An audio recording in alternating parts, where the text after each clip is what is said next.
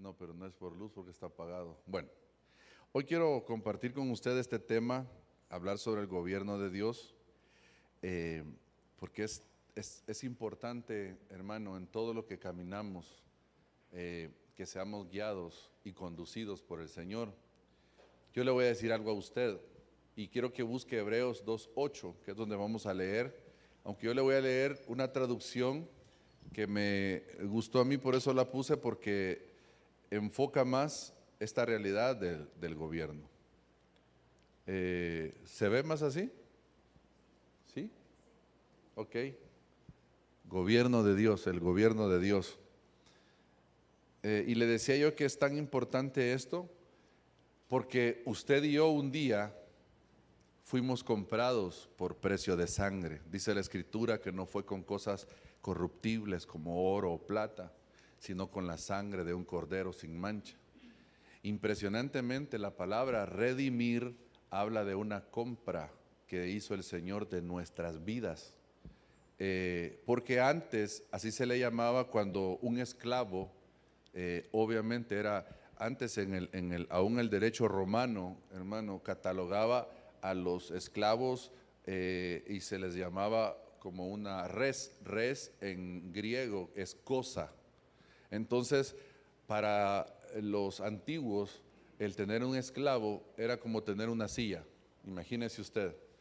Entonces, obviamente, si alguien quería tener un esclavo, pues tenía que pagar y comprarlo. Y había momentos en donde había un precio que se pagaba, que era, y ahí viene la palabra, redimir, en donde podía venir alguien que tenía dinero, pagar el precio de un esclavo, y si él decidía, lo tomaba siempre como esclavo para él, o le compraba su libertad y lo dejaba libre, lo dejaba ya no como esclavo. A eso se le llamaba el que le redimía.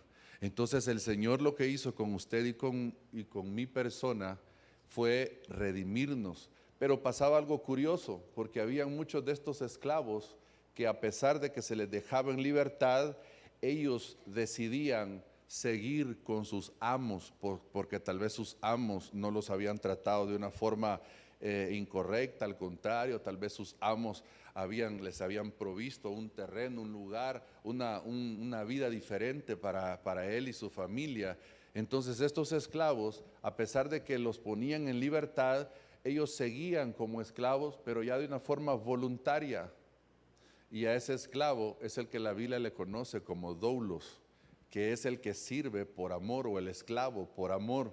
Entonces usted y yo fuimos rescatados porque éramos esclavos. Dice la Biblia que éramos vendidos al pecado. Usted y yo estábamos muertos en nuestros delitos y pecados, y había un gobierno sobre nosotros de las tinieblas. Y vino el Cristo de la gloria, hermano, fue a la cruz a morir y pagó un precio para comprarlo a usted y a mí, para dejarnos en libertad. Ahora ya no estamos bajo el yugo de la esclavitud del pecado, ahora usted y yo somos libres. ¿Cuántos se gozan por eso? Pero pasa algo maravilloso, que entonces ahora esa gratitud nos ha movido a usted y a mí, sabiendo que quien nos compró es Él, o en otras palabras, que nuestro dueño es Él. Ahora voluntariamente también nos sometemos a aquel que nos compró, y eso es maravilloso, porque entonces lo que le quiero decir es que es importante hablar del gobierno de Dios para entender, hermano, cómo debemos caminar. Si usted, por ejemplo, compra un perro, por ejemplo, compra un gato. ¿A cuántos les gustan los animales? A algunos les gustan los perros, otros los gatos, pero no vamos a hacer esa selección hoy, porque no voy a hacer que usted lo compra con un propósito, y usted le da cariño y le compra, y tiene un espacio, etcétera. Y usted busca eso con un animalito, hermano. Ahora imagínese el Dios de los cielos con cada uno de nosotros, que nos creó a imagen y semejanza de Él. Yo creo que algo más glorioso Dios vio en cada uno de nosotros. Amén. Entonces, pero también esto de conocer del gobierno es algo bien importante, porque cuando usted oye la palabra gobierno, ¿qué piensa? Si no es en corrupción. Gobierno, sinónimo de algo feo, de algo malo. Y eso nos ha llevado, hermano, a desconocer este tema. Porque por un lado, la ignorancia que tenemos de él, porque ciertamente no se habla mucho del gobierno de Dios. Ciertamente no hay mucho material que uno pueda decir, no se escucha desde los púlpitos hablar del gobierno de Dios. Más bien pareciera que ahora lo que se está promulgando mucho es un tipo de autogobierno, hermano, y que cada uno, aún como hijos de Dios, que hagamos lo que nos parezca mejor y que vivamos como mejor nos parezca. Ya vamos a hablar un poco de eso, pero debemos de entender que el gobierno de Dios es algo maravilloso. Así que mire, acompáñeme a Hebreos capítulo 2, verso 8, dice el lenguaje sencillo, hablando sobre el Señor Jesucristo: le has dado poder para gobernar sobre todas las cosas. Y si Dios le dio poder para gobernar sobre todas las cosas, eso quiere decir que nada de lo creado quedó fuera de su gobierno. Claro, todavía no vemos que gobierne sobre todas las cosas. Me ayuda a hacer una pequeña oración. Padre, en el nombre de Jesús, ayúdanos a entender, Señor, y a caminar conforme tu diseño, Señor, no conforme nuestro parecer o nuestra imaginación o nuestro criterio humano, sino conforme tu palabra y conforme tu plan y propósito para cada uno de nosotros, Señor. Háblanos a través de tu palabra, que seamos tierra fértil para ella, Señor, dando un fruto al 30, al 60 o al 100 por uno, Señor, en el nombre de Jesús. Amén y amén. Bueno, fíjese ahí lo que dice allá: le has dado poder para gobernar. Y habla al final que nada de lo creado quedó fuera de su gobierno. Ahora, ¿qué es gobierno? Porque esto es lo que me interesa a mí. Vayamos desde lo básico. ¿Qué es gobierno? Esta pareciera, hermano, que es una clase en leyes, en derecho. Nos dan una clase que se llama derecho político y ahí vemos esto. Y sé que es una parte aburrida, así que no se preocupe, esta parte la vamos a pasar rapidito, pero ya va a ver usted que tiene una razón de ser, de entender qué es gobierno. ¿Para qué? Para que comprendamos cuál es el gobierno de Dios. Entonces decimos que gobierno es la autoridad gobernante de una unidad política que tiene por objeto tanto dirigir, controlar, administrar las instituciones del Estado, como regular una sociedad política y ejercer autoridad. Es decir, que el gobierno es la autoridad que dirige, controla y administra el poder del Estado. Ok, entonces, ¿qué es gobierno? Es una autoridad que dirige, controla y administra el poder del Estado. Entonces, estamos viendo que el gobierno es el que va a dictar la conducta de la sociedad, por así decirlo. Pero impresionantemente, hermano, hay una palabra ahí no se ve bien, gubernao. Es una palabra griega que quiere decir pilotar un barco o capitán de un barco, refiriéndose a ejercer el control y la dirección sobre algo.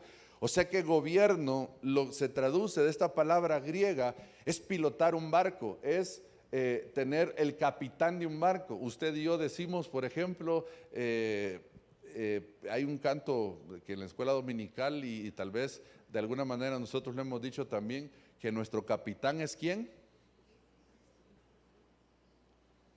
Es decir, que Él es el que gobierna nuestras vidas, estamos diciendo, porque eso es gobierno. Pero esto es solo en términos de la palabra gobierno, ya vamos a entrar al gobierno de Dios.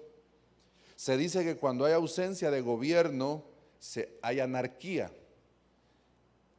Por otro lado, se habla de democracia cuando es el pueblo el que gobierna.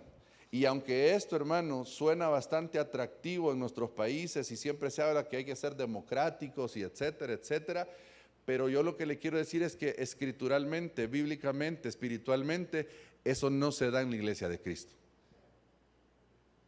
Porque la democracia es el poder del pueblo. El pueblo es el que elige, el pueblo es el que dirige, el pueblo es el que establece su gobernante. Eso tiene su parte positiva, su parte buena en la sociedad en la que vivimos, en donde los políticos pareciera que quieren hacer del Estado su finca y su negocio, etcétera. Y usted ya sabe eso, pero no ese es el tema. No vengo a hablar acá de política en sí, sino que de lo que es gobierno. El problema es que en la iglesia de Cristo eso no se aplica, Por ejemplo, allá en Éxodo, ¿se acuerda usted cuando, déjeme ver si traje esa cita acá? No, bueno, sí, aquí van. En Éxodo, pero no, esa no va. No, no la puse, estaba muy larga, solo se la voy a recitar yo acá. Bueno, se la voy a lo que dice. En Éxodo vino Moisés y había subido al monte, hermano. ¿A qué había subido Moisés? Por orden del Señor, a traer las leyes, hermano, los mandamientos que el Señor le iba a entregar. Pero Moisés se tardó, y como Moisés se tardó, entonces el pueblo empezó a presionar a Aarón. Y todo el pueblo empezaron a decirle a Moisés, y dice la Biblia en el capítulo 32, verso 1 de Éxodo, viendo el pueblo que Moisés tardaba en descender del monte, se acercaron a Aarón y le dijeron: levántate, haznos dioses que vayan delante de nosotros, porque a este Moisés, el varón que nos sacó de la tierra de Egipto, no sabemos lo que le haya acontecido. ¿Y sabe qué hizo Aarón? Los reprendió, les dijo: ¿qué les pasa? ¿Sabe qué hizo Aarón? ¿Se recuerda qué hizo Aarón? Ok, dijo: tráiganme los aritos y todos los zarcillos y todo, y les voy a hacer, y les hizo un becerro. Hoy en día, hermano, hay mucho liderazgo en la iglesia de Cristo que está siendo gobernado de esta forma. Y estamos levantándole becerros al pueblo santo del Señor. Y el Señor y el pueblo no está siguiendo ni buscando al Señor, sino que está yendo en pos de becerros. El pecado de Jeroboam, como ya lo vamos a ver más adelante, porque Aarón no fue el único. Hubo otro personaje, otro rey, que edificó 2 becerros para el pueblo y desvió al pueblo. Hermano, mucho de esto, Saúl, por ejemplo, cuando ante la presión del pueblo ofreció holocausto él, no siendo él sacerdote o profeta, porque los únicos que podían ofrecer sacrificio al Señor eran los sacerdotes o los profetas, por sus oficios. Pero un rey no. Y entonces Saúl dijo: lo que pasa es que tú te tardaste, Samuel, y el pueblo pues sí estaba desesperado, ya era tarde y ya tenían hambre. Entonces, como el pueblo presionó, entonces dijo a ofrecer Saulito él los sacrificios. Por eso le digo, hermano, el gobierno, hay este tipo de gobierno democrático que tiene sus bondades, pero en la iglesia del Señor eso no aplica. Entonces no es posible, hermano, aunque lo que pasa es que penetra mucho eso desde la sociedad para nosotros, porque penetra mucho. Entonces, no, mire, hermano, aquí no hay alguien que tome decisiones, aquí somos todos, aquí la mayoría, aquí a mano alzada, hermano, aquí si vamos, ¿quién va a dirigir la alabanza? A mano alzada, y la mayoría va a establecer quién es el que va a dirigir la alabanza. Aquí el próximo pastor, a mano alzada también. Hermano amado del Señor, eso no es bíblico, eso no es lo que Dios ha establecido. Pero sigamos. Si un dictador gobierna, un dictador, hermano, es alguien que ha llegado al poder por la legalidad, pero ya dentro de la legalidad, él hace el cambio y se queda él. Esta es lo que hace la diferencia con el tirano, porque el tirano ya ha sido él y él es la ley. Si se gobierna por un rey o monarca, es una monarquía. Si el gobierno es de unos pocos, se habla de la oligarquía. Si hay exclusión social y de determinados grupos, como pasaba en algunas sociedades europeas, hermano, a eso se le conoce como aristocracia. Ahí está la tiranía, cuando una sola persona llamada tirano, amo o señor, es quien gobierna. Pero importante es esto entonces, ¿qué es el gobierno de Dios? Ya aquí en la clase ya vamos bien. Para la clase ya vamos, por lo menos esos conceptos, sé que muchos de esos ya los teníamos claros. Ese es el gobierno, hablando en términos humanos, en términos naturales. Pero ¿qué es el gobierno de Dios? ¿Sabe cómo se le llama el gobierno de Dios? Teocracia. Y esto es bien importante, hermano, porque parece sencillo, pero no lo manejamos los creyentes. Y no es tanto solo de manejarlo, es de caminar y vivir en teocracia. ¿Sabe qué significa la palabra teocracia? ¿Es el gobierno ejercido directamente por Dios o sometido a las leyes divinas a través de sus ministros o representantes, como el de los antiguos hebreos? Pone ahí de ejemplo. Esta palabra teocracia está formada por dos palabras. Una es teos, que significa Dios, y la otra es raíz car, que se refiere a la fuerza o poder. Significa entonces, en este forma, el poder está en Dios. Eso está diciendo. Entonces el poder no reside en el pueblo, el poder no reside en unos pocos, el poder no reside, hermano, en aquellos, porque yo ponía de ejemplo hoy, porque compartía de esto hoy por la mañana allá en la central. ¿Se recuerda usted de la película esta famosa de los Aristogatos? ¿Cuántos la vieron? Sospecho que ya tiene más de 30. Los Aristogatos. ¿Por qué eran Aristogatos? Perdón que me bajé del cielo bien a la tierra, así bien, de un solo sopapo, ¿verdad?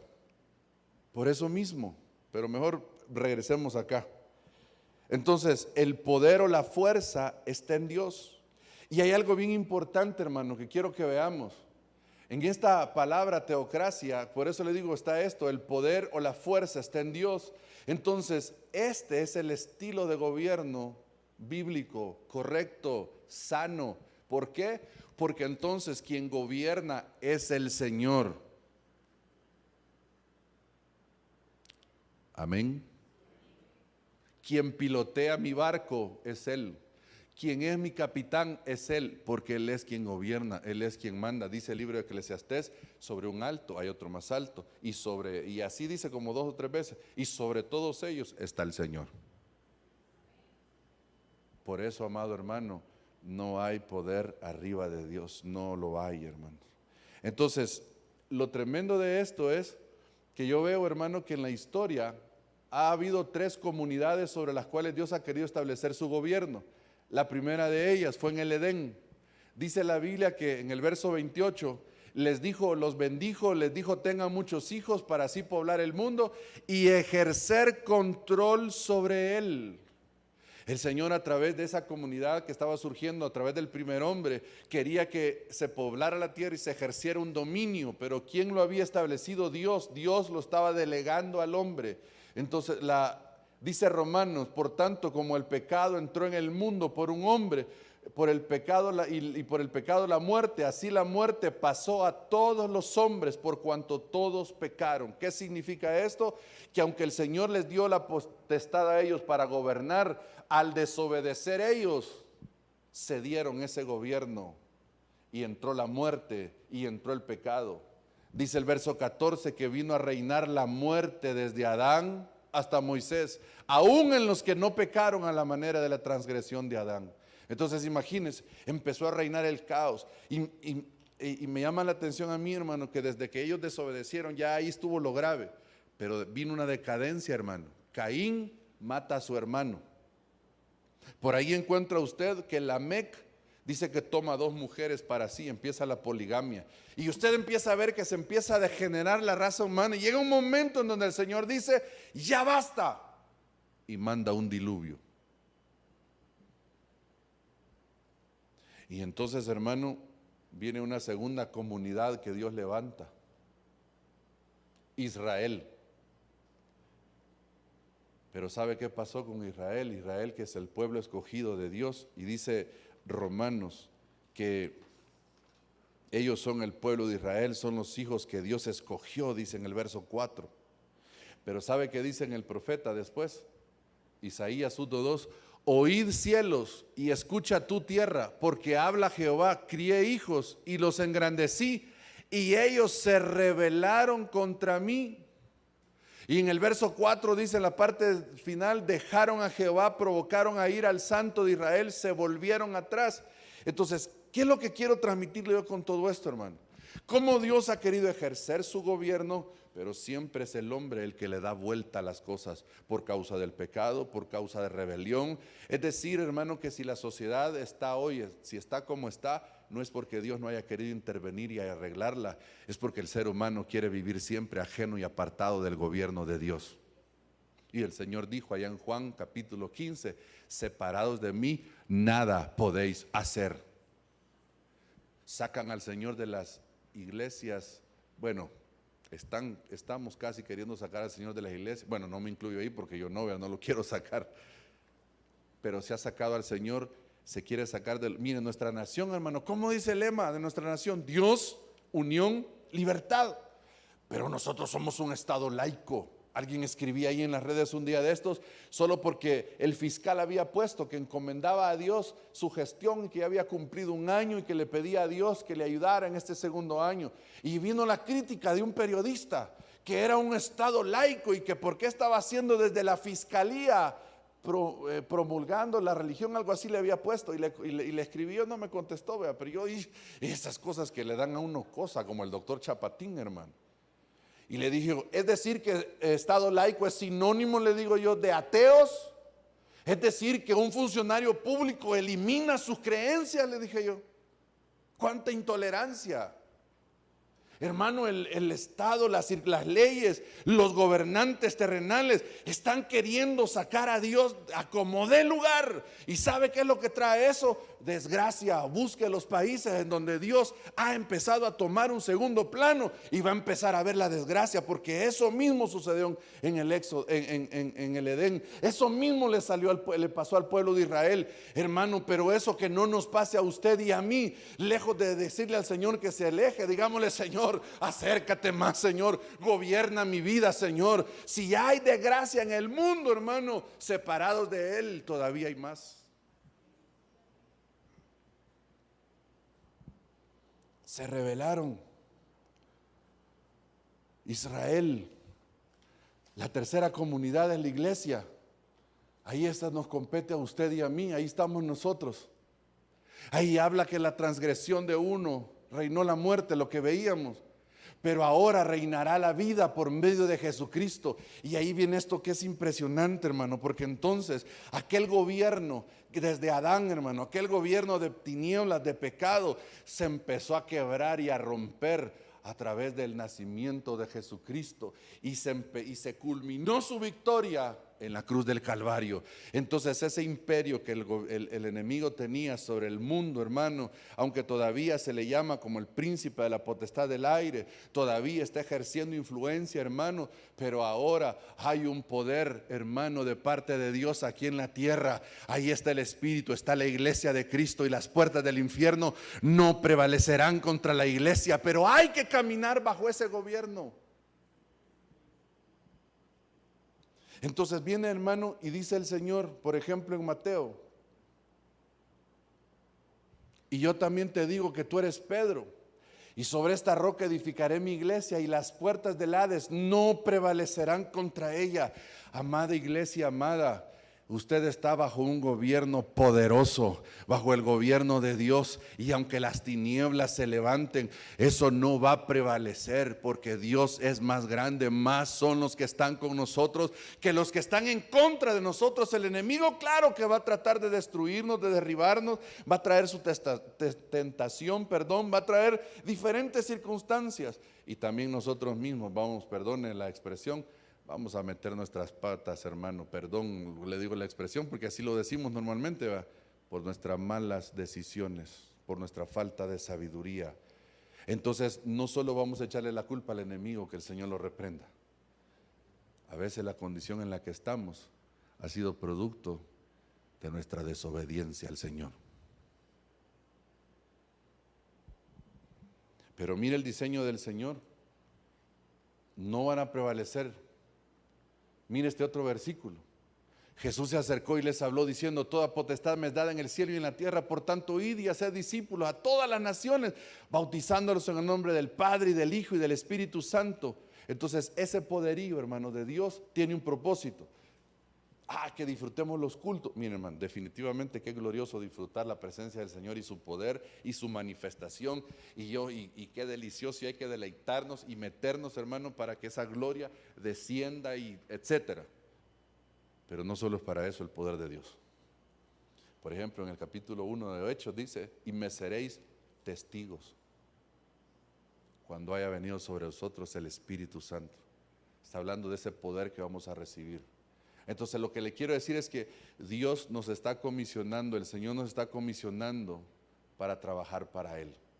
Pero quiero que veamos, porque esa solo era la introducción, hermano. Ahorita vamos a empezar el tema. Algunos aspectos para vivir entonces bajo el gobierno de Dios. Entonces, ayúdeme usted acá, para ver si me he dado a entender. Hablando del gobierno de Dios, vimos, ¿qué gobierno dijimos? Así a grosso modo. ¿Es qué? Es la autoridad quien gobierna. ¿Y gobierno de Dios? Es Él gobernando. Así en términos simples, sin ponerle tanto adorno si usted quiere. Entonces ahora quiero que veamos, ahora entremos en tema, cómo caminar bajo ese gobierno, cómo entramos, cómo accesamos a andar bajo ese gobierno. Y aquí empezamos con algo tan básico, hermano, reconocer a Jesús como Señor de nuestras vidas. Y aquí quiero llevarle a un momento porque mire lo que dice acá en Colosenses 1:12, verso 13 más que todo, el cual nos ha librado de la potestad de las tinieblas y ha trasladado al reino de su amado Hijo. Cuando usted y yo creemos en Jesús, somos trasladados de la potestad, del poder, de las tinieblas al reino de su Hijo amado. Entonces, para accesar al reino de Dios, a su gobierno, hay que creer en Jesús como nuestro Señor. Ahí es la base. ¿Cuántos aquí ya recibieron a Cristo? Pero no lo vi muy así como con alegría decir eso, hermano. Eso debería ser motivo de gozo, decir, aleluya, hermano, yo soy hijo de Dios, hermano, porque mire lo que dice la Biblia que pasó, de tinieblas nos pasó a su luz admirable, de tinieblas al reino del Dios Todopoderoso. Usted ya no está bajo el gobierno de las tinieblas, ahora quien lo gobierna o quien debería de gobernarnos es el Señor. ¿Se recuerda usted de la mujer del flujo de sangre? ¿Cuántos años había tenido la enfermedad? ¿Sabe qué significa el 12 en número en la Biblia? Gobierno. O sea que esta mujer había estado gobernada, porque aquí estamos en el punto 1 de creer en Jesús. Esa mujer no era creyente. Entonces había un gobierno sobre ella de enfermedad. Hay muchas cosas que están gobernando nuestra vida, hermano, que cuando vinimos a Cristo, que estuvieron gobernando nuestra vida, perdón, pero cuando vinimos a Cristo, se rompió todo eso, hermano. Esta mujer, dice la Biblia, hermano, 12 años y había padecido mucho de los médicos, pero cuando oyó que Jesús pasó, ella dijo, si tan solo tocare el borde de su manto, seré salva. Y enseguida ella fue sana, hermano. ¿Qué es lo tremendo ahí? Que esta mujer que estaba gobernada por esa enfermedad y que ella había hecho hasta lo humanamente posible, ella lo había hecho. Y qué tremendo es este ejemplo que nos da también, hermano. Porque usted y yo bien fácil nos damos por vencidos, fíjese. Y si usted ve a esta mujer que no conocía del Señor, dice que de muchos médicos, significa que ella andaba, consultaba a un médico, consultaba a otro. Ella andaba anhelando buscar la respuesta, hermano, pero eso la tenía gobernada ella hasta que se encontró con el dador de la vida, hasta que se encontró con aquel que es más grande que las tinieblas, hasta que se encontró con el Rey de Reyes y Señor de Señores. Rompió con el gobierno que la tenía ella y la trasladó. Pero hay algo todavía más emocionante, impresionante en esto. Esa mujer, por causa de su flujo, era considerada inmunda. Esa mujer, por causa de su flujo, no había podido formar familia. ¿Qué hombre se le iba a acercar? ¿Qué hombre le iba a pretender al saber de su enfermedad si era considerada inmunda? O sea que era una mujer que vivía con desprecio, con rechazo, hermano, señalada por la sociedad, menospreciada. Tanto así, hermano, que cuando el Señor detiene un momento, dice, ¿quién me tocó? Ay, Señor, pero ¿qué pregunta es esa? Toda la multitud te aprieta y vos, ¿quién me tocó? No, es que virtud salió de mí. Hermano, el Señor no quería solo por curiosidad. ¿A quién sané hoy? No era eso que lo movía el Señor. ¿Sabe qué movía el Señor? Que esta mujer no solo tenía un problema físico, esta mujer tenía un problema en su alma. Tenía que ser restaurada en su alma, porque en su alma estaba hecha a pedazos también. Había sido rechazada, había sido menospreciada, había sido vista como inmunda. Hermano, no se podía acercar, pero en un momento ella abre su corazón y le dice: Señor, yo soy la que te tocó. Y le dice toda la verdad y le abre su corazón al Señor y le recuerda y le dice: Señor, yo me imagino, hermano, a esa mujer diciéndole Señor y contándole que tenía 12 años. ¿Y sabe qué le dice el Señor? En el versículo 34, no sé si lo alcanza a leer, quiero ver si está o está acá. No, no está. En el verso 34 le dice: hija. ¿Cómo le dice, hermano? Delante de toda la multitud: hija.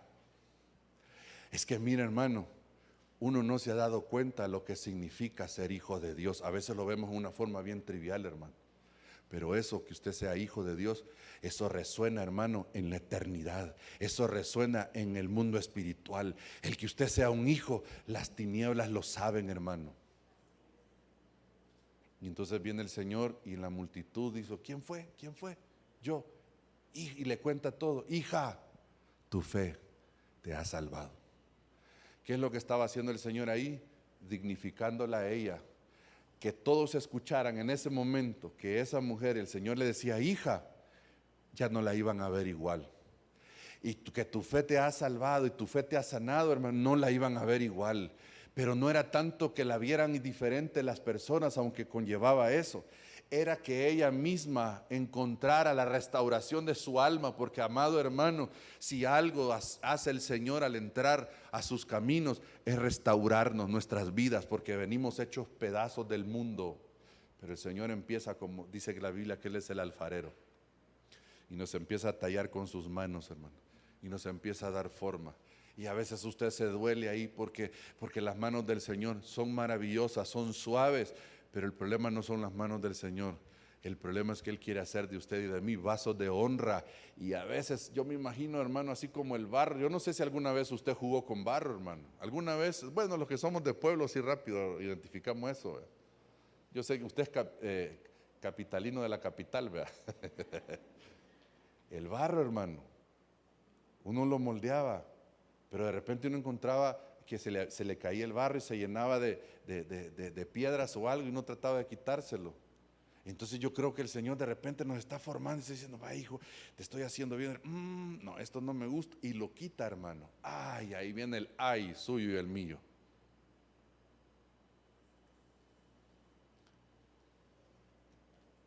El barro pasa por un proceso. Otro día tal vez platicamos del proceso del barro, como el alfarero. Porque después de que lo ha moldeado, lo ha formado, hermano, todavía no está terminado. ¿Qué le falta al barro ahí? Perdón, ¿qué le falta? Pasar por el horno. Hermano, de repente uno ya se siente un cantarito bien bonito así, ¿verdad? Porque ya lo usa el Señor. A veces tenemos forma de cantar. Y entonces uno dice: Señor, ahora sí. Ahora tú me vas a usar, ahora ya soy un vaso tuyo. Señor, ahora ya predico. Señor, ahora ya estoy así. De repente, al horno.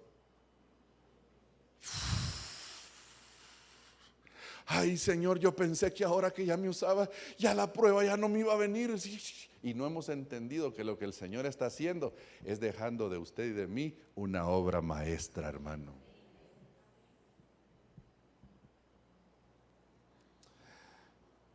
Mire, ya me sonó aquí, pero estamos bien. Segundo, entonces, número uno, para entrar al señorío, reconocer a Jesús como nuestro Señor. Este parece similar, hermano. El segundo es reconocer su señorío y autoridad. Es que mire, hermano, reconocer a Jesús como Señor. Yo le decía a los hermanos ahora, y ya lo he dicho acá también, que nosotros la palabra Señor la usamos muy trivialmente. Mira, ahí va el Señor del pan, tráeme, pedirle 2 coras. Y entonces a todo le decimos Señor, y porque sabemos que de alguna manera, por respeto, pero para los hebreos, para el pueblo, mencionar la palabra Señor, curios, solo era uno, era para Él.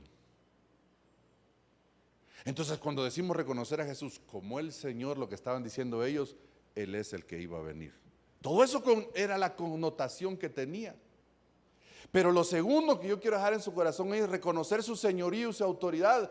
¿Por qué? Porque ahora, hermano, ya habiendo conocido al Señor, pasa algo que necesitamos entender, que su gobierno se sigue estableciendo. Mire, número uno, por medio de su palabra. ¿Qué significa esto? Dice 2 Timoteo 3:16, toda la escritura es inspirada por Dios, útil para enseñar, para redarguir, para corregir, para instruir en justicia, a fin de que el hombre de Dios sea perfecto, enteramente preparado para toda buena obra. Entonces el Señor ejerce su gobierno, su señorío, su autoridad a través de tres, digámoslo, tres aspectos, pero se oye bien raro esto de aspectos porque vamos a hablar del Espíritu Santo. Pero para darme a entender, o a través de tres cosas, pero igual se oye de feo, ¿verdad? A través de tres medios se oye mejor. Número uno, su palabra. Número dos, a través del Espíritu Santo. Por eso dijo el Señor, el Consolador, el Espíritu a quien el Padre enviará en mi nombre. Él os enseñará todas las cosas y os recordará todo lo que os he dicho. Y eso lo repite ahí en Juan también. Entonces fíjese, a través de la palabra del Señor, Él está ejerciendo su señorío y su gobierno. Entonces yo tengo que ir a lo que la Biblia dice, hermano, no lo que yo pienso. ¿Qué dice la Biblia? ¿Se puede tener dos esposas? ¿Qué dice la Biblia? Pues que no. ¿Se puede andar con yugo desigual? ¿Qué dice la Biblia? Que no. ¿Se puede acumular orgullo en el corazón? ¿Y qué dice la Biblia? Que no, y etcétera. Eso, a través de eso ejerce, pero también a través del Espíritu Santo. Por ejemplo, en el libro de los Hechos, en un par de ocasiones, dice, ha parecido bien al Espíritu Santo y a nosotros, y delegaban a las autoridades, a los enviados. El Espíritu Santo nos ha dicho, apártenme a Saulo y a Bernabé para la obra del ministerio que los he llamado. Hermano amado, hoy en día quien ejerce autoridad en nuestras vidas, en medio de la iglesia, es el Espíritu Santo, y no le conocemos y no le obedecemos, que es lo más triste. Pero no se preocupe, no vienen aquí lo que les pasa a eso. Amén.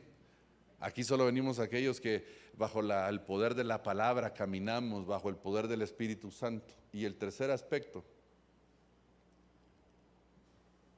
o el tercer medio, es por medio de sus enviados. Esta es la autoridad delegada. ¿Sabe qué le dijo a Timoteo Pablo? Te encarezco delante de Dios y del Señor Jesucristo, que juzgará a los vivos y a los muertos en su manifestación y de su reino, que prediques la palabra. Hasta ahí vamos bien, diría alguien. Pero mire lo que viene después. Que instes a tiempo y fuera de tiempo, redarguye, reprende, exhorta con toda paciencia y doctrina. Entonces, ¿a través de quién se ejerce el gobierno de Dios? Número uno, a través de su palabra. Número dos, mire, pues esto sigue. No, hoy es este otro. Por todos lados me están diciendo, cállate ya, Emilio. Y número tres, a través de sus siervos, de sus enviados. Esta es la autoridad delegada. Porque, hermano, no va a ser Dios directamente que va a venir. Lo va a usar usted, me va a usar a mí. Pero quiero avanzar porque quiero terminar con este ejemplo, hermano. Yo le decía, ok, Señor, ya entendí lo que es gobierno o lo que no es tu gobierno. Ya entendí que el poder está en ti. Ya entendí que creyendo en ti entro al gobierno. Y ya entendí que para caminar bajo tu gobierno me debo de someter a tu palabra. ¿Se recuerda usted de Pedro cuando el Señor le dice que tire la red? Y Pedro, que había pescado, le dice, Señor, toda la noche he estado pescando, mas en tu palabra echaré la red. Cuando él obedeció y se sometió al señorío de la palabra del Señor, dice que recogió una gran cantidad de peces. Es que cuando usted y yo nos sometemos al señorío de Cristo, hermano, vamos a ver la gloria de Dios, hermano. Pero le decía yo, Señor, va, ok, a través de tu palabra, de tu Espíritu Santo y a través de tus siervos, tus delegados. Pero Señor, eso hasta aquí todos lo sabemos. Yo no le he venido a decir eso algo nuevo, hermano. Tal vez se lo he traído en orden. Pero ¿y qué pasa, Señor? ¿Por qué no caminamos? Perdón, otra expresión así muy salvadoreña, pero somos salvadoreños, entonces usted me entiende, ¿verdad? Hermano, y entonces le decía, Señor, ¿y por qué seguimos como machos sin dueño?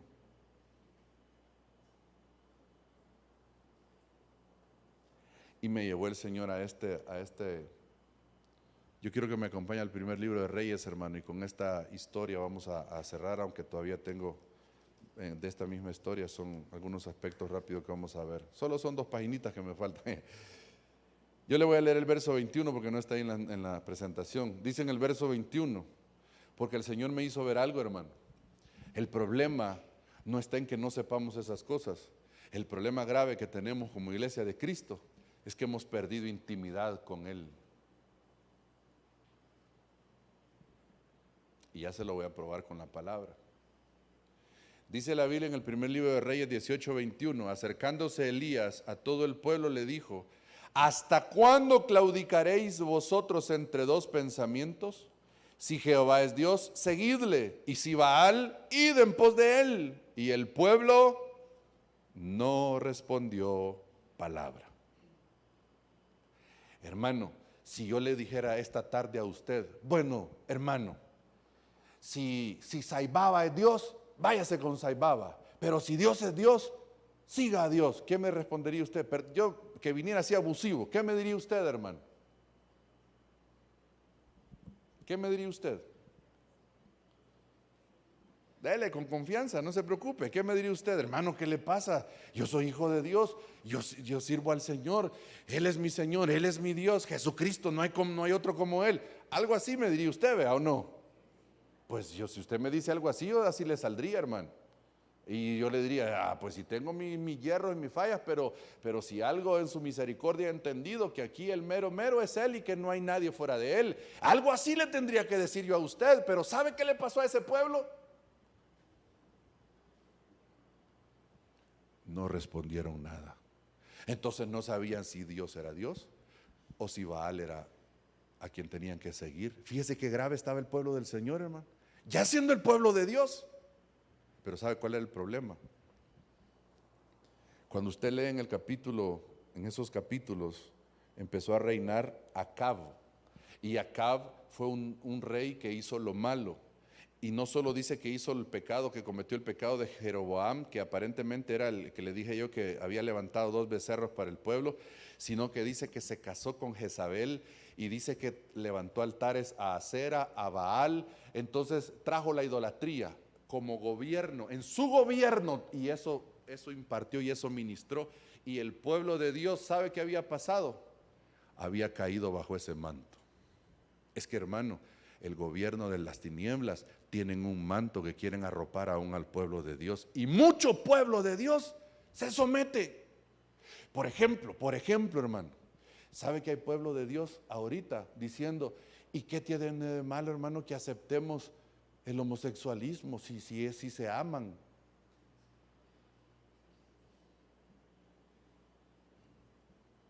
Y no, Dios nos ha mandado a que nos amemos los unos a los otros. Y hemos confundido el amar al pecador con chinchinear el pecado.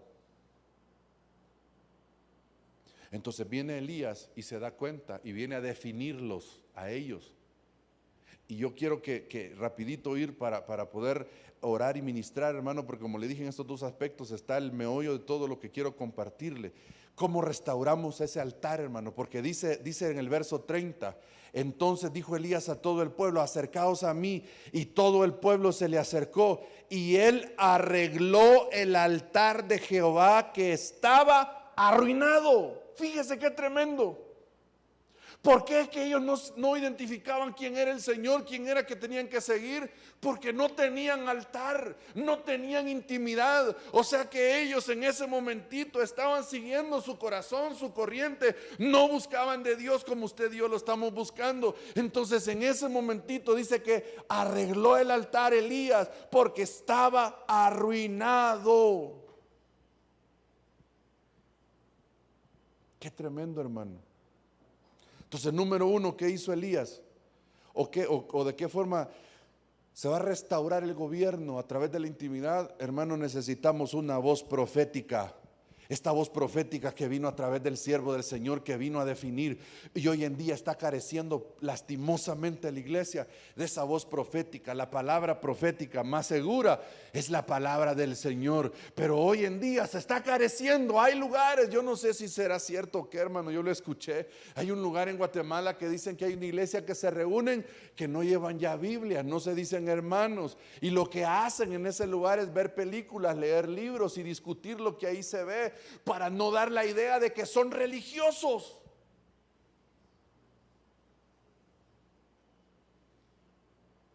Y esta palabra claudicar significa, hermano, perder fuerza, decaer. Hay una traducción que dice, porque anda como cojeando, es una cojera. Tuvo que venir una palabra profética, hermano, de parte del Señor que les vino a decir.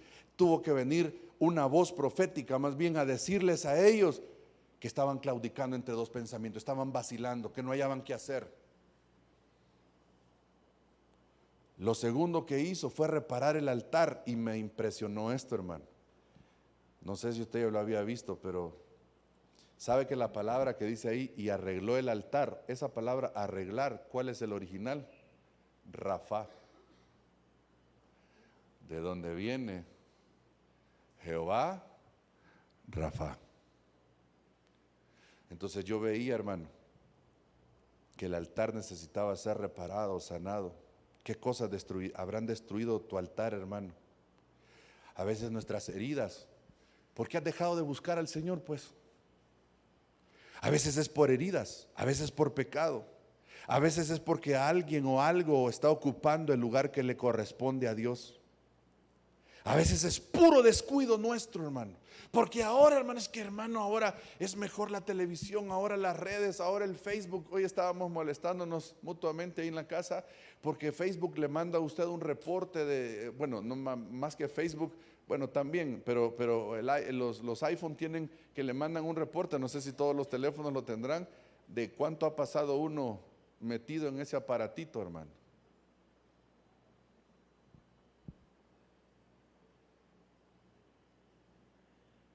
Y es increíble el tiempo que uno pasa ahí.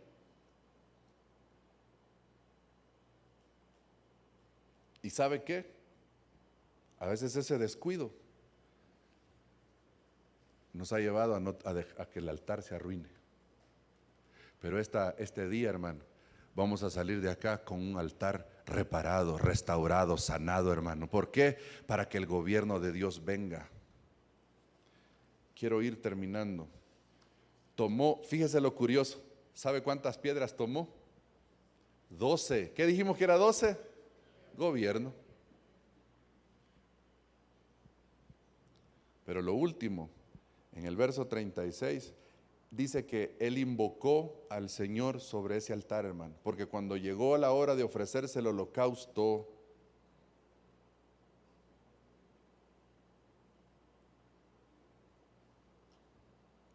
¿qué pasó? Mire lo que dijo el profeta Elías, y eso vamos a hacer esta tarde. Hoy vamos a invocar el nombre del Señor y vamos a clamar, hermano. Hermano amado, si somos la iglesia gloriosa del Señor, no se vale, hermano, que pasemos como derrotados, hermano. Y si estamos caminando fuera del gobierno de Dios, tampoco se vale, retornemos. Dice que dijo Elías: Jehová, Dios de Abraham, de Isaac y de Israel, sea hoy manifiesto que tú, fíjese, hermano, qué curioso, vea, que dijimos que era gobierno, poder, que era él, que tú eres Dios en Israel y que yo soy tu siervo y que por mandato tuyo he hecho todas estas cosas. Respóndeme, Jehová, respóndeme para que conozca este pueblo que tú, oh Jehová, eres el Dios y que tú vuelves a ti el corazón de ellos. ¿Qué necesitaba ese pueblo? Volverse al Señor, hermano. Esta palabra invocar dice que da la idea de acosar a una persona que uno encuentra, llamar fuera, llamar por nombre, aclamar, gritar, convidar, convocar, invitar. Eso significa invocar, hermano. ¿Saben el verso 39 qué dice? Es que es tremendo, hermano. Mire, aquí ya vamos a adelantar porque nos atrasamos en la... ¿Qué dice el verso 39? Cuando todo el pueblo lo vio, porque ¿qué había pasado? Dice que descendió fuego del cielo que consumió el holocausto, las piedras y hasta el agua, todo, hermano. Hubo una gloria del Señor ahí que estableció que Él era Dios. Entonces, cuando el pueblo vio, se postraron sobre su rostro y dijeron, fíjense qué curioso la respuesta de ellos. ¿Qué dijeron, hermano? Él es Dios. El Señor, Él es Dios.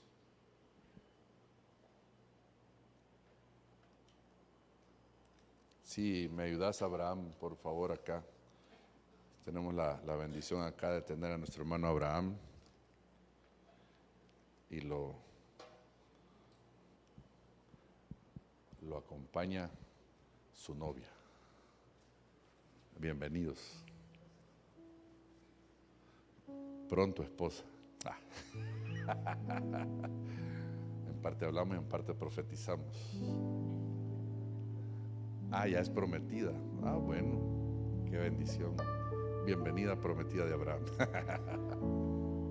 Fíjese esto, hermano. Para entrar al gobierno de Dios, primero creer en Él como Señor, como personal Salvador. Pero lo segundo es caminar bajo ese gobierno a través de su palabra, de su espíritu, de sus siervos, bajo esa dirección. Pero hay algo más importante que no dejemos, o sea, igual de importante, perdón, que esto que le acabo de mencionar: nuestra intimidad con Él. Porque cuando usted y yo tenemos intimidad con Él, va a ser fácil decir: Señor, tú duras esta palabra, pero es tu palabra, Señor, tengo que obedecerla. Señor, yo quiero ir a predicar. Un día Pablo iba a ir a predicar a Asia y el Espíritu Santo le dijo: te prohíbo que vayas. ¿Y sabe qué hizo Pablo? Obedeció. ¿Sabe que muchos cristianos hoy en día: pastor, me han invitado a predicar? ¿A dónde? Allá a tal lado. No vas. ¿Ve qué se cree y en contra de la obra del Señor? Y si a predicar voy, y esto y lo otro, y se van en desobediencia. Pero Pablo a predicar iba también, y el Espíritu le dijo: no. O sea que hay cosas buenas, aún cosas de Dios, que posiblemente el Señor nos pueda decir que no, y tenemos que estar apercibidos. ¿Sabe cuál es el gran problema de los cristianos? Que nos dejamos llevar más por nuestras motivaciones y nuestras emociones, hermano. Entonces decimos: pues Señor, pero si a predicar, ¿y cómo vas a estar tú en contra de que se predique tu palabra? Es que Él no está en contra de que se predique su palabra. Eso es distinto, hermano. Distinto es estar en contra. Eso solo lo hace el anticristo. Eso solo lo hace el adversario. Él no está en contra de sus palabras. No se puede negar a sí mismo.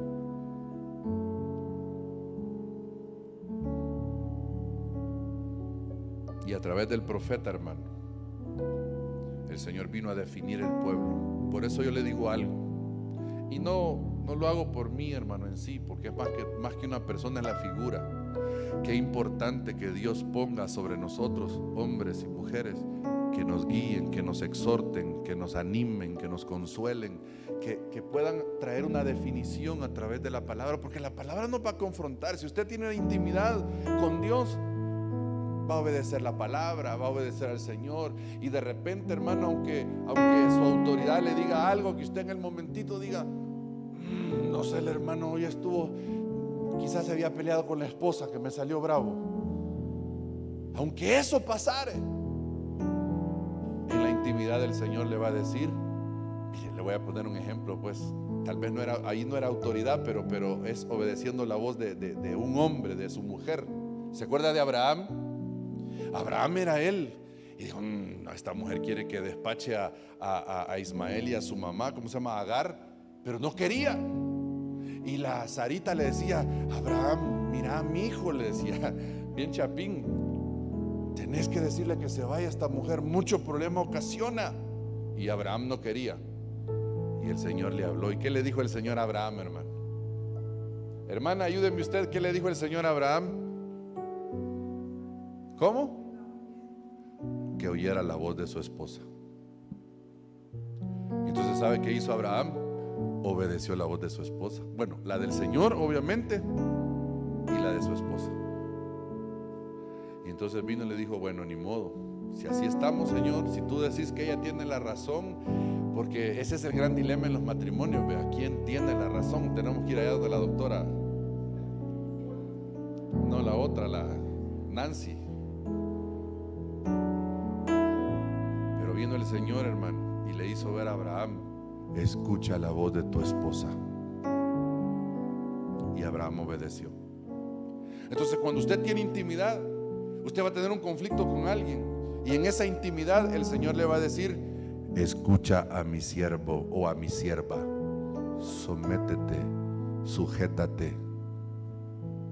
Y entonces usted va a entender que de eso se trata. No se trata de mi parecer o no, se trata del gobierno de Dios maravilloso. Y cuando usted se somete a eso, la bendición es para usted. Termino con esto, es que mire, uno se emociona, hermano. Se recuerda del centurión romano. Ese hombre vivía bajo gobierno, hermano. Cuando le dice, Señor, mi siervo está mal en la casa, y fíjate que esto y lo otro, y si quiero que hagas algo por él. Ok, le dijo el Señor, voy a ir a tu casa. Y lo detuvo. Señor, no soy digno de que entres bajo mi techo, pero di la palabra y mi siervo sanará, porque ¿sabes qué, Señor?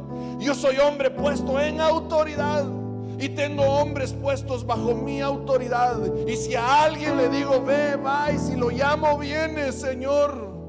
Yo entiendo cómo funciona esto. Y el Señor se sorprendió, hermano. Fíjese que el hombre no le dijo, el centurión no le dijo, Señor, yo sé que tú eres el creador de los cielos y la tierra, pero se lo estaba diciendo con esa forma de decirle eso.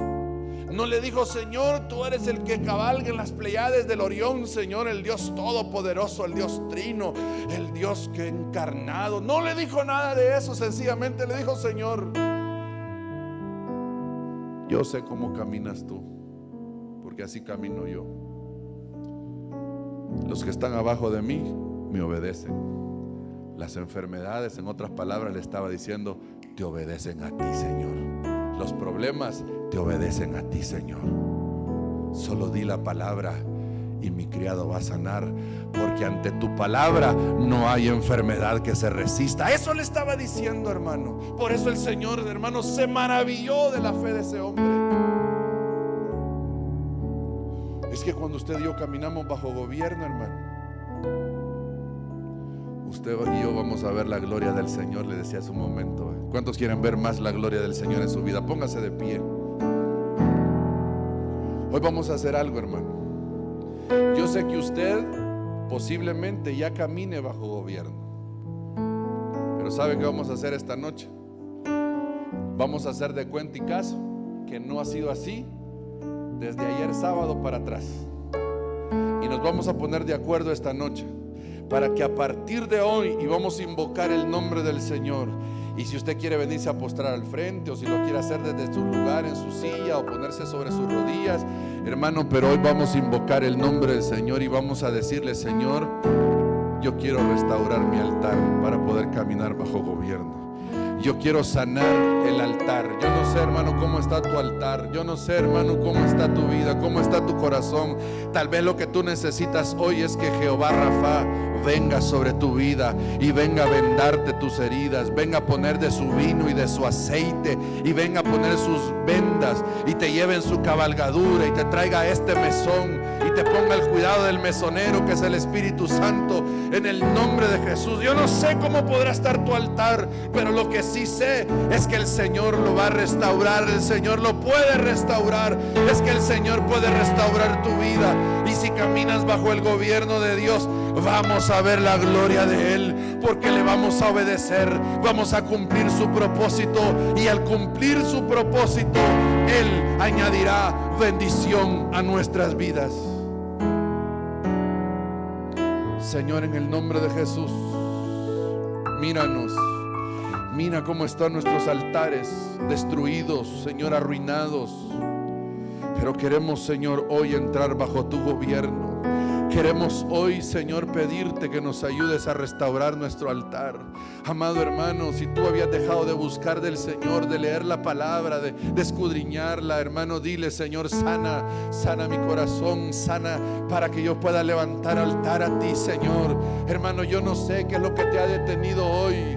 Recuérdate, hermano, cómo servías al Señor, cómo buscabas del Señor. Recuérdate cómo el Señor te usaba. Recuérdate, hermano, cómo el Señor, los planes que tiene para tu vida. Recuérdate. Y que lo que hoy te detiene y las cosas que hoy te han hecho menguar, el Señor pueda traer la restauración, la sanidad, y puedas levantar altar y caminar bajo gobierno. Si ha sido el rechazo, como lo fue en esta mujer del flujo de sangre, si ha sido el menosprecio, o yo no sé, la prueba, la circunstancia que has atravesado, tal vez eso vino a derribar tu altar. Tal vez tú me puedes decir esta tarde: hermano, yo tenía un altar a mi Dios, hasta en mi casa tenía un lugar, pero usted no sabe la prueba que atravesé, usted no conoce la situación que afronté, hermano, y eso me destruyó, y eso me tiene hoy en la situación que estoy. Posiblemente esa sea tu realidad, pero yo he venido a decirte de parte del Señor, como siervo del Señor: hoy el Señor una vez más te hace entrar bajo su gobierno. Hoy el Señor va a romper todo manto de tinieblas, todo manto de angustia, todo manto de tristeza sobre tu vida, todo aquello que el enemigo ha querido traer a gobernarte.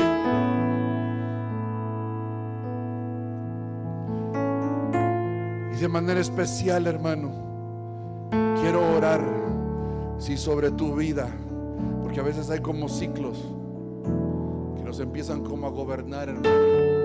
Puede ser la tristeza, la depresión, la amargura, la angustia.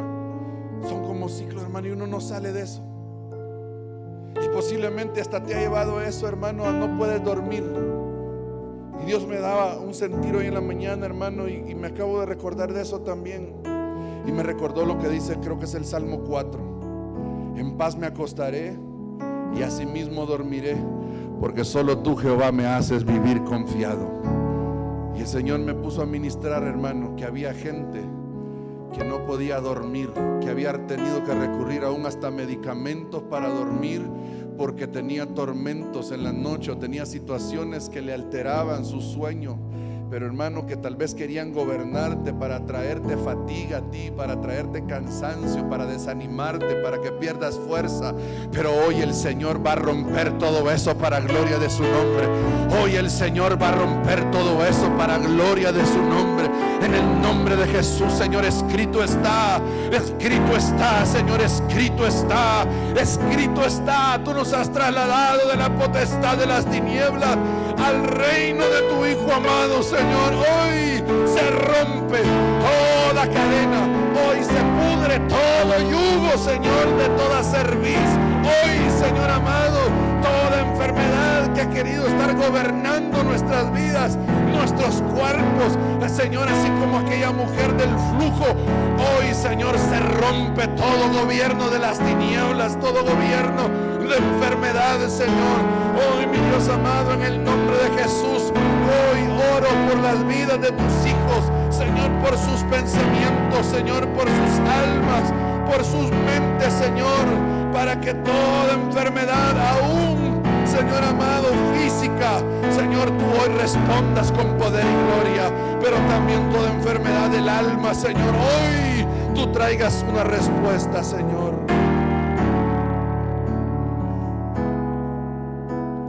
En el nombre de Jesús, recibe ahí, hermano, recibe ahí del Señor. Sé que Él está acá, sé que Él está acá.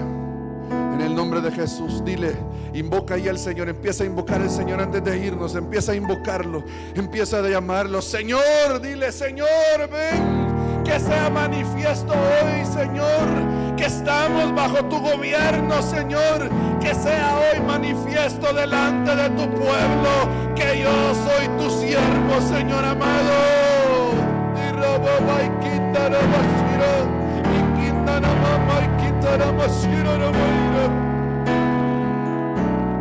Que sea manifiesto, Señor, hoy que somos tus hijos, que sea manifiesto hoy al mundo espiritual, que más grande es el que está con nosotros que los que están en contra de nosotros, que sea evidente hoy, Señor, que mayor es el que está conmigo que el que está en contra de mí, Señor amado.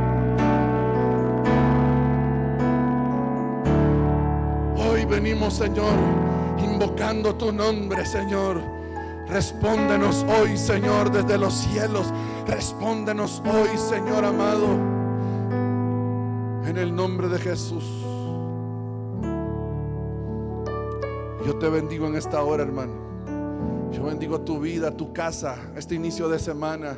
Y yo le pido al Señor que el Señor siga hoy gobernando sobre tu vida y te siga sorprendiendo y se siga manifestando en tu vida, y que todo aquello que te ha hecho menguar, el Señor lo vaya removiendo.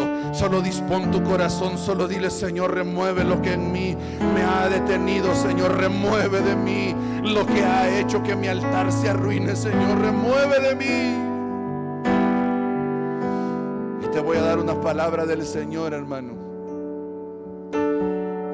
Viene el tiempo, viene el tiempo, viene el tiempo que te vas a gozar y vas a testificar del Señor y vas a decir: yo un día estuve con un manto que no pensé que se iba a quitar, pero el Señor va a quitar ese manto y traerá sobre ti óleo de alegría, y te vas a gozar y vas a danzar delante de tu Dios y vas a celebrar su nombre. Y cuando la gente te pregunte por qué lo haces, tú vas a decir: porque Él fue fiel conmigo, porque Él estuvo conmigo, porque Él venció a mis enemigos, porque Él me rescató de lodo cenagoso, Él me levantó, Él puso mis pies sobre peña, Él enderezó mis pasos, Él levantó mi cabeza, Él me ungió con aceite fresco.